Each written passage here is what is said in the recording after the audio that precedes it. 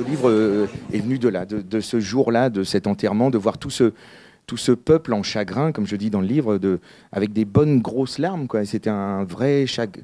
Tout le monde pleurait comme des enfants, qu'on a tous été finalement de cette femme, enfants, petits-enfants, mais même les pièces rapportées, tout ça, tout le monde était, voilà, tout le monde se considérait comme un enfant de Mémé. Et je pense que je suis le seul à avoir osé mettre les mots sur du papier, mais ce livre-là, tout le monde aurait été capable de l'écrire. En tout cas, avait de quoi, en soi de quoi l'écrire. Avec chacun sa vision différente. Et chacun, moi, c'est sûr que ma mère ayant choisi de vivre à côté de la sienne, c'est sûr que ça a privilégié quand même j'ai passé je lui ai donné tous mes week-ends, toutes mes vacances. Et donc, quand on comptabilise, ça fait presque la moitié de l'année à chaque fois. Donc, jusqu'à mes 20, 21 ans, ouais, je peux dire, j'ai passé 10 ans plein avec elle. Je pense que c'est ça qui a ému tout le monde le jour de son enterrement, de se rendre compte de ça, du bien qu'elle a fait à tous, voilà, en ayant une vie de peu, comme on dit. Elle n'a pas gagné beaucoup d'argent. Le peu qu'elle avait, c'était pour les autres, c'était jamais pour elle. Ouais, j'ai vu les campagnes évoluer comme ça. C'est tout ce monde-là que j'avais envie de relater aussi, quoi. Je trouve ça, même si ça peut paraître bizarre, enfin, j'ai l'impression d'avoir eu une enfance en noir et blanc, mais presque. Enfin, je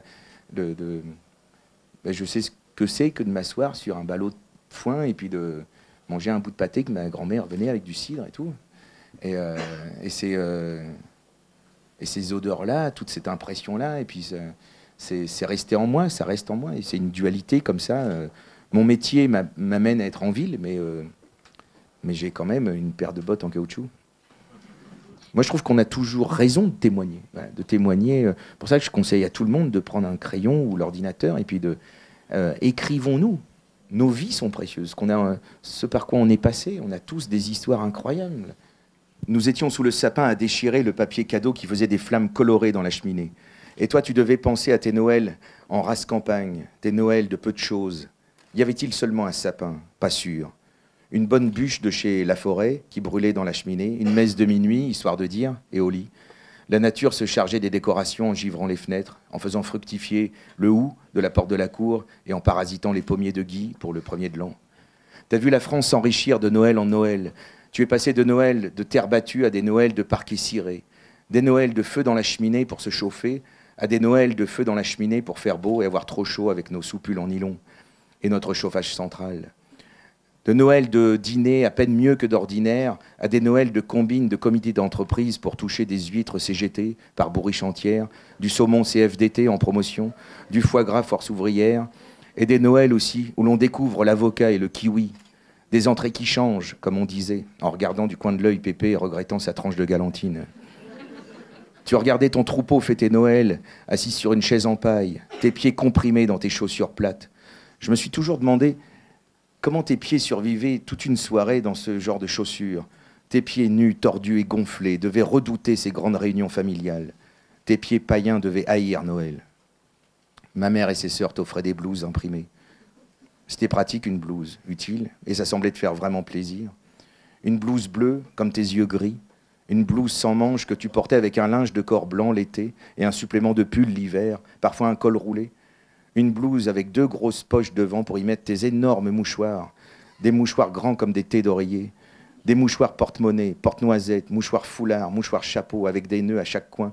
Mouchoirs gants de toilette pour essuyer les petits morveux ou les petits qui saignent ou les petits au chocolat. Des mouchoirs qui pourraient se vexer que l'on se mouche simplement dedans. C'était pas politique dans sa tête, mais c'était une évidence de vie. Je crois qu'on a tous connu ça d'une façon de... Dès qu'on connaît le travail qu'il y a derrière un objet ou derrière un bien de consommation, que ce soit la nourriture ou autre, on n'est pas étonné de certains prix. Actuellement, on s'arrange pour que le travail n'ait plus de valeur. On ne veut plus de travailleurs. On veut des gens qui peuvent travailler à un moment donné de leur vie et puis qu'on va prendre ensuite, là c'est la récession, donc on vous vire et puis on vous rappellera quand on aura du boulot, etc. Donc on ne veut plus de travailleurs, on ne veut plus de gens qui possèdent un travail. Parce que posséder un travail, c'est avoir un ascendant.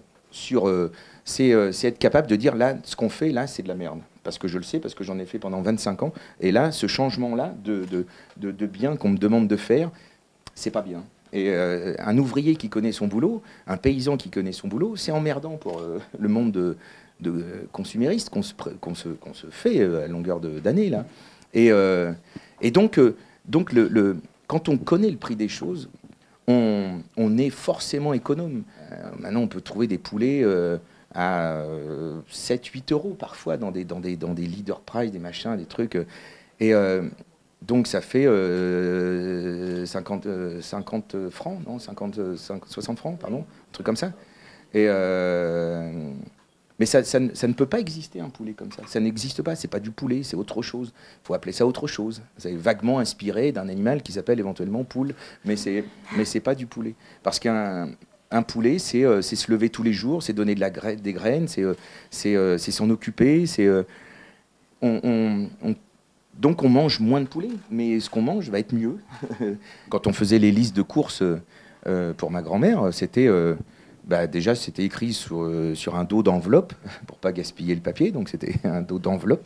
Et puis et c'était ridicule. C'était un paquet de farine, un peu de sucre, un savon, voilà, et du tapioca aussi pour le bouillon. Et c'est tout. Un paquet de biscuits éventuellement, des corinettes, parce que j'en parle, ces fameuses corinettes. Et tandis que nous, on faisait, comme je le dis dans le bouquin, on faisait du foie gras de caddie au supermarché tous les samedis, quoi. On bourrait parfois on y allait même avec deux caddies pour en une génération, comme on est passé de petites listes de courses ridicules à 2 caddies entiers. C'est impressionnant quand même. Toi qui es venu me voir à la Comédie Française dès que tu as pu, du fond de la campagne, tu as profité de la première occasion. On y jouait Le Barbier de Séville et moi Figaro. Mes parents t'ont accompagné. La voiture jusqu'à Bernay, puis le train Corail pour la première fois de ta vie jusqu'à Saint-Lazare. Et un dernier trajet en taxi pour arriver très en avance, place Colette, comme le prénom de ta deuxième. Tu as dû monter 2 fois à Paris et la seconde fois fut pour ton petit-fils. Mémé est dans la salle. Tout le français était au courant. Tu avais jeté une robe, tes cheveux sentaient encore le salon de coiffure et leur lac à canard. Tu avais ressorti ton collier de petites perles et tes boucles d'oreilles qui te pinçaient très fort les lobes. Mémé est dans la salle et je suis dans la fosse d'orchestre avec les musiciens, un trac fou dans la panse. Ça y est, Paris est jumelé avec Triqueville, c'est officiel. Ma mémé est assise sur un fauteuil en velours rouge et moi je suis en costume de soie à double trame, juste pour rire. C'était un dimanche en matinée pour que tu puisses retourner chez toi le soir même. Je crois que tu avais aimé le spectacle.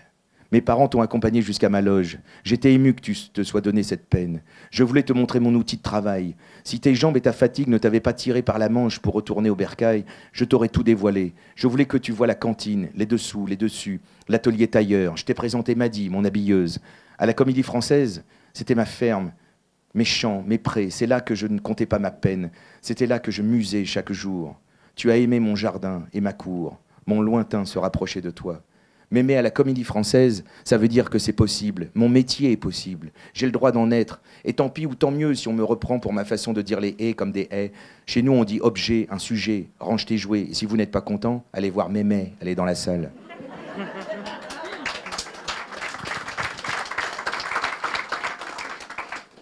Qu'est-ce qu'elle a eu raison de venir? Parce que on est toujours en quête de légitimité quand on fait un métier qui n'existe pas dans la famille. Donc c'est très difficile pour les gens qui ne connaissent pas ce métier d'avoir un regard assez normal. Or, Mémé avait un regard normal, alors qu'elle n'y connaissait rien. Simplement, voilà, j'étais son petit-fils, j'avais eu envie de faire ça, et j'y arrivais. Elle trouvait ça bien. Mais j'aurais eu une ferme à côté de chez elle, elle aurait trouvé ça bien. Grâce à sa façon normale de vivre ça, oui, c'est de la confiance qui vous arrive parce qu'on est toujours inquiet de ça, de savoir est-ce que j'ai raison d'être là, est-ce que c'est vraiment ma place. Moi, je me souviens quand j'ai réussi le concours du conservatoire à Paris, je n'en revenais pas. C'était comme un accident de vie. Mais ça procure les mêmes émotions que quand on rentre dans une voiture, dans un petit chemin de campagne. C'est la même chose. C'est des chocs de vie comme ça. On se dit ah là là, c'est impressionnant. Et le jour de la rentrée du conservatoire, on devait dire notre nom à l'huissier à la porte d'entrée. Et je ne sais pas pourquoi, il a mis 3 secondes à trouver mon nom.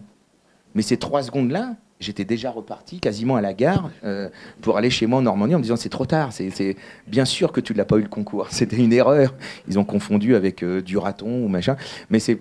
Et voilà, et il a mis 3 secondes parce que j'étais sur voilà au verso de la page. Mais ces 3 secondes-là, c'est les 3 secondes les plus longues de ma vie. Parce qu'elle trouvait juste... parce que bien des années après, on a, pour les besoins d'une émission de Paul Amar, il y a une équipe, je le dis d'ailleurs dans le livre, une équipe de télé est venue l'interviewer pour son regard sur son petit-fils qui fait un métier de clown, comme disait son frère.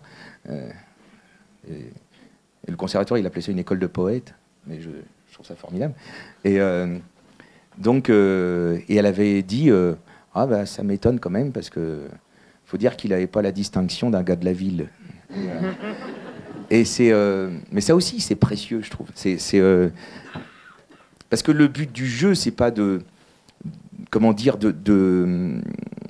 s'enorgueillir d'une lignée ou d'en avoir honte. C'est juste dire, je viens de là. Et si ce pays est bien foutu, même en venant de là, on peut être comédien. En principe, la République, la démocratie, ça permet des parcours différents. Voilà. Et elle qui a tout fait pour que ses filles puissent passer le bac, elle qui n'a pas pu faire d'études, je pense que pour elle, c'était pas mal, quoi, que ça prouve que ça marche un petit peu, quoi, quand même. Et voilà. Mais moi, je me pose pas la question de, pardon, je fais 2 secondes, mais d'un style. Moi, comme on se le disait tout à l'heure, j'écris et je le dis. J'ai besoin de le dire après à quelqu'un, parce que c'est plus fort que moi. J'en ai fait mon métier de parler aux autres. Donc je le dis à mon entourage, je le dis à moi-même, et je valide quand je l'ai en bouche, quand je peux le dire, quand ça sonne bien. C'est pour ça que c'est peut-être une écriture un peu vive, un peu rythmée comme ça, mais c'est très oral comme écriture aussi. Merci beaucoup, Philippe Merci Torreton, à vous, pour vos amis. Merci. Merci.